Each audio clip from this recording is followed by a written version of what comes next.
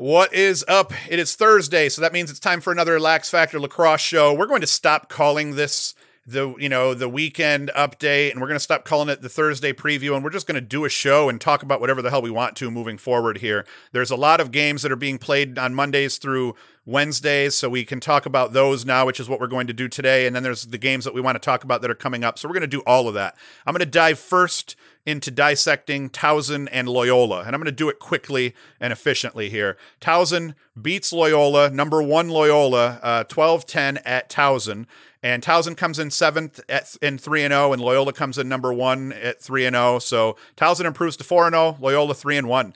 The usual suspects all factored for Loyola. We'll go through that first. Kevin Lindley, 6 goals on the day. That's mostly because of how they chose to defend Pat Spencer, but we'll get into that.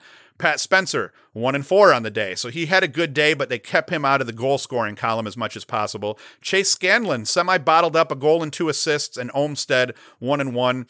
Jacob Stover had a good day in cage, not what Jacob Stover is used to having. He goes for 13 saves versus 12 goals against. So that's Loyola. What Loyola really needed was for Pat Spencer to go 2-4, 3-4, maybe even 4-2 and flip it a little bit. That didn't happen because Towson didn't give them a lot of possessions. Alex Woodall, he wins 20 of 26 faceoffs on the day, which is incredible. More importantly, he wins 12 of the final 13 faceoffs of the day, which was incredible. And then goalkeeper Tyler Canto at 9-7. Lindley had a one-on-one right on the doorstep that would have gotten Loyola back within a goal late, and Canto bit on Lindley's fake, and then somehow just sticks his stick up in the air from his butt and robs Lindley of a goal that would have brought Loyola back to within 1. He goes for 14 saves on the day versus 10 goals against, 58% save percentage, which is incredible. The usual suspects scoring-wise for Towson. Brendan Sunday, who's had an incredible season so far, 4 goals and an assist. Brody McLean, 2 goals and an assist. A late goal that was really big for Towson was scored by McLean. Tommy Monahan, 2 goals. Luke Fromer, 2 goals. So Towson got the scoring that they needed. They got a balanced scoring attack. Even Woodall, who trashed Loyola on faceoffs, he put up an assist on the day and got a couple of shots on dodges. The key to this game was the defensive effort. Kobe Smith and company, Gray Bowden, these guys played incredible team defense. The goal was to keep Spencer from scoring boatloads of goals. They succeeded on that front. He goes for 1 goal, and even that goal was hard fought. He only had a small window out top where he put his defender on his shoulder and was able to get his hands free to let that rip. They played incredible team defense. They played incredible on-ball defense. Everybody that they had guarding Spencer throughout the day, and I think Smith was the main guy, on ball, they did not let Spencer beat them. Spencer was not able to dodge into space like he normally is and make things happen. He made things happen as teams were as Towson was being extra careful in trying to cover him and making sure he didn't get those shots off. And that, I think, is why you see Lindley end up going for 6 off ball. It wasn't bad off ball play. What it ends up being is just they're concentrating so much on Spencer.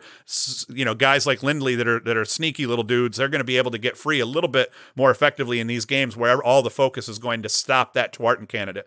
I think they did a good job overall of limiting Scanlon, who is another key there. If you can never contain fully a guy like Spencer, but you can start to try to contain the other guys that are putting up these hat tricks like Lindley, like Scanlon. So I think that probably played a little bit into their game plan as well. Scanlon dodges a little bit more often than a guy like Lindley has so far, and that was probably part of their strategy. But the defensive effort that Towson put up was next level. We now have a blueprint for how to try to guard Towson. It's not going to necessarily work because now Towson has a blueprint for, okay, here, if this is what a team's going to do to take Spencer away and they do it effectively, then this is what we're going to do to try to offset that. So there's going to be there's going to be positives to take away from this for Loyola, and there's going to be positives to glean from this from every other team that's about to play Loyola. But I don't see another team matching up as well with Loyola as Towson did. Between the face-off battle being won by Towson, between the goalie battle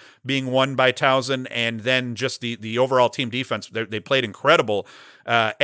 Towson's as good as advertised. They now have proven they've got wins against big teams. They smoked Hopkins earlier in the season, and now they come in and they beat Loyola in a game that they, to a degree, controlled. Loyola kept battling back and getting back in it, but because of the face-off play of Woodall, in the end, they controlled this game, even though the score would indicate that it was tight, because it was tight. But at no point when I watched this did I start feeling good for the momentum that Loyola had created. You know, once they got back to within 6-5, halftime, it was like, all right, this could go either way from here. But it was very apparent at the beginning of the half that, all right, this is going to end up going Towson's way, just because as you keep winning these little battles as a coach and you start looking at these things, it's like, hey, we keep winning faceoffs. That's a great sign. Hey, we keep bottling up the nation's best player to the point that he can't even get looks off of his dodges. That's a good thing.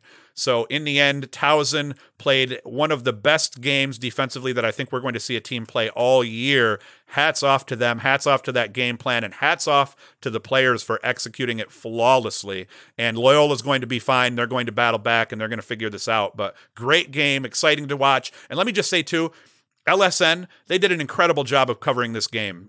I've seen a lot of people bitching and moaning about the coverage that some of these games get. Now, LSN hasn't been mentioned. They do a great job of every game they cover. But the Big Ten Network has had some games covered by the college student teams, and ACC Network has been similar. Pretty much every weekend, there's going to be games covered by college kids. Stop bitching and moaning about the job that these college kids are doing covering these games. You're lucky to even be able to see these. If it bothers you that bad to have a young announcer that doesn't know what they're talking about announcing a game that you otherwise wouldn't be able to see, shut up and turn the volume down, or just don't watch it. Complaining about this shit doesn't do anything for the sport of lacrosse. We should all just be thankful that we have these games to even watch. So, but moral of this story, LSN did a great job. It was a great telecast all the way through. The announcers did a great job. The camera crews did a great job, and I look forward to watching more of the games that they put up for free between the weekdays and the weekends. So hats off to them and their crew. Great game. If you haven't seen it, watch it. There's highlights on YouTube you can also see, but I believe the LSN is going to continue to stream this game, and you'll be able to go to their website and check it out. Another game that was worth watching this week was Hofstra hosting Stony Brook, another Long Island, rivalry battle here, just like the Baltimore battle of Loyola and Towson. We've got Hofstra and Stony Brook doing battle. Both teams come in with decent records. Hofstra came in at 2-1, Stony Brook at 1-1. And the story of the day was Hofstra kind of came out hot early, and then Stony Brook kind of ends up coming back and taking the lead and controlling the game late. Stony Brook has a 10-7 lead late in the game, and then Whit Stopak decided to mess around and score the next 3 goals of the game back to back to back to actually end up tying it at 10s. And at this point, I'm watching the game. I'm like, holy crap.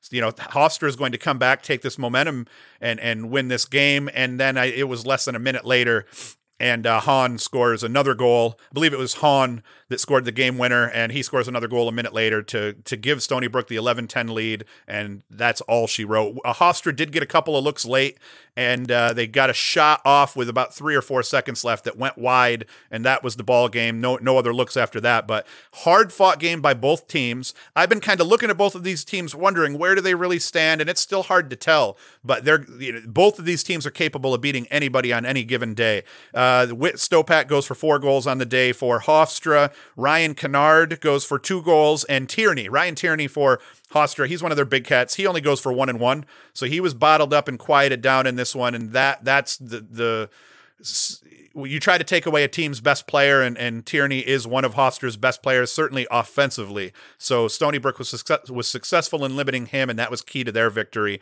And then from Stony Brook's side, Hahn goes for 5 goals, so he was just a monster on the day. Hofstra had no answer for him.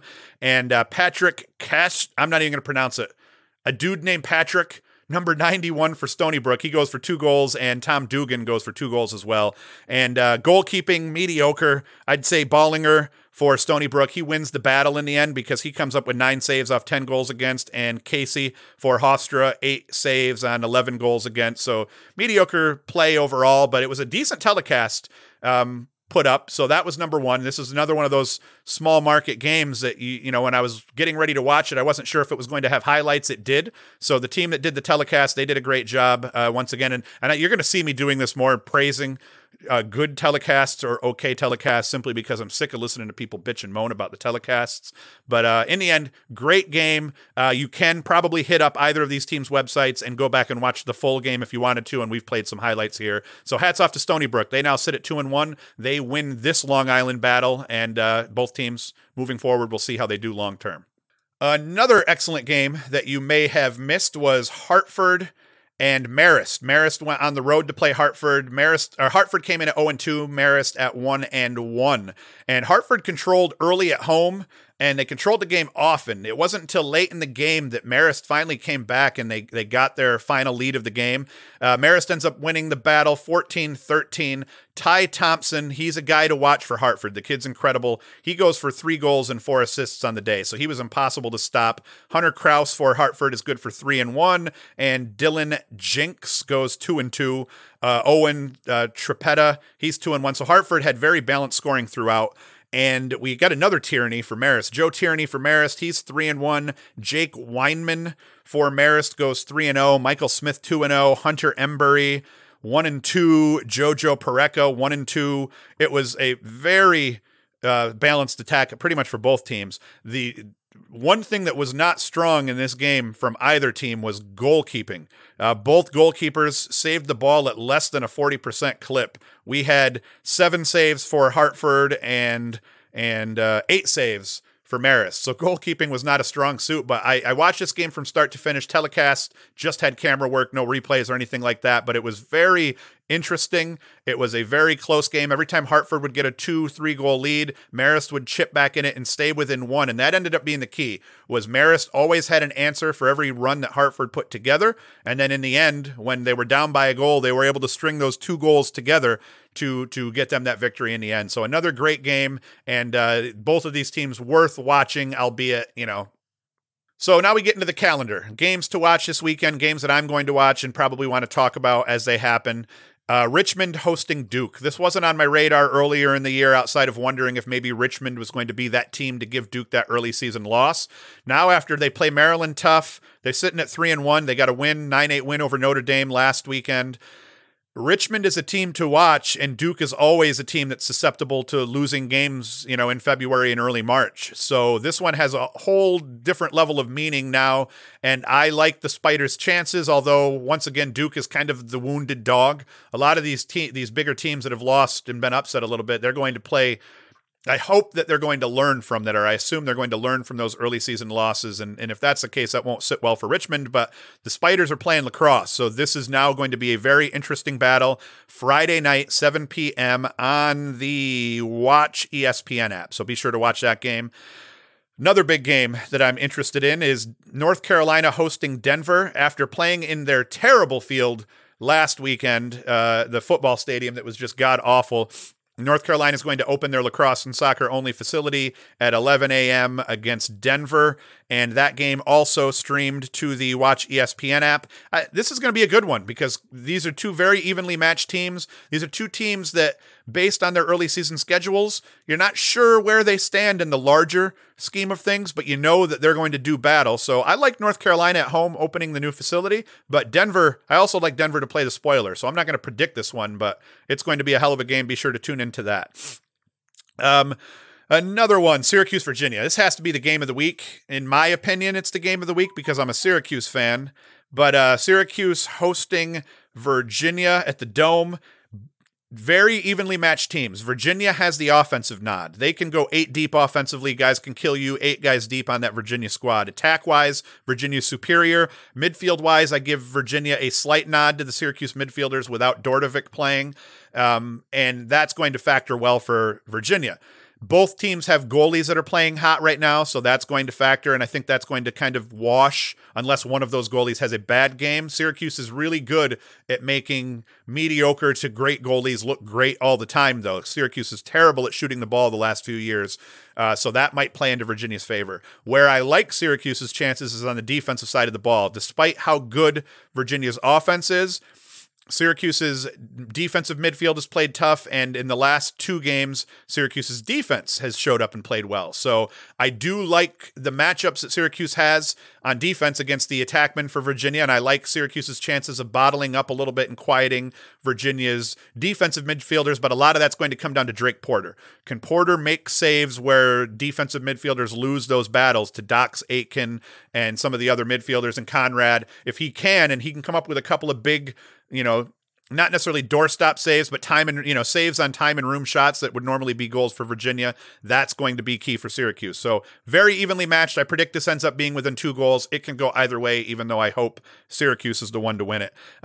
We got to talk about High Point. High Point loses last week. They play a very game Robert Morris team this week. They're finally back at home, though, getting to play some teams at home. So High Point, I predict they're going to win this game. I like their chances in all, but Asher Nolting, I predict, is going to have a big day. Watch him. He's going to go for 6 points in this one.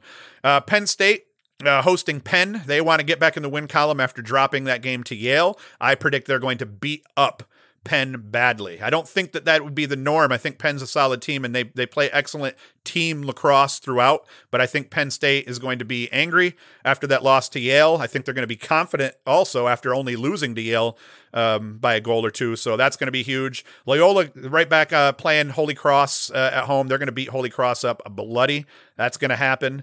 A couple of other interesting games here. Yale hosting UMass. That's going to definitely go Yale's way, I believe. Marquette hosting Ohio State will be interesting for some. And then there was one other I wanted to see. Cornell hosting Albany. That is going to be a big game. Albany finally gets in the win column, so they're sitting at 1-1. But Cornell, after beating Hobart a little less handily than I think they would have wanted to, Cornell starts late, Albany starts late. So these teams are really on the same page, even though Albany's got a 1 contest edge in terms of just number of times on the field. So I predict Cornell's going to beat Albany up, honestly, but this is a rivalry game, upstate New York rivalry game, so that one will be interesting to watch. 3 p.m. I'm not sure where it's being telecast, maybe the Ivy League network, but you'll be able to find it somewhere if you're not a pansy ass. And then Sunday's only game, Notre Dame hosting Maryland. And Notre Dame, after dropping that one to Richmond, they're going to be hungry for a win. I don't think they're going to get it. Maryland is solid. Maryland's getting better every week. Maryland finally finished off a team last weekend where before they had been getting leads and then letting teams come back in. Maryland finally, closed the door on somebody last week. So I feel like this may even be a breakout game for Maryland, where even though they're undefeated, I feel like this might be that game where they bury a solid team, 5 or 6 goals. So hopefully for Notre Dame that doesn't happen, but it could. And Maryland is a very dangerous team to be playing, albeit Notre Dame could be as well after coming off that rough loss to Richmond. So that's it. That's the Thursday show. We will be back Sunday. We will get Sunday's show up by noon, so be sure to check then. We were really late this week getting it up because of the format. We're going to change the formats and try to make it easier for us to talk about more games and easier to get the video out by noon on Sunday morning.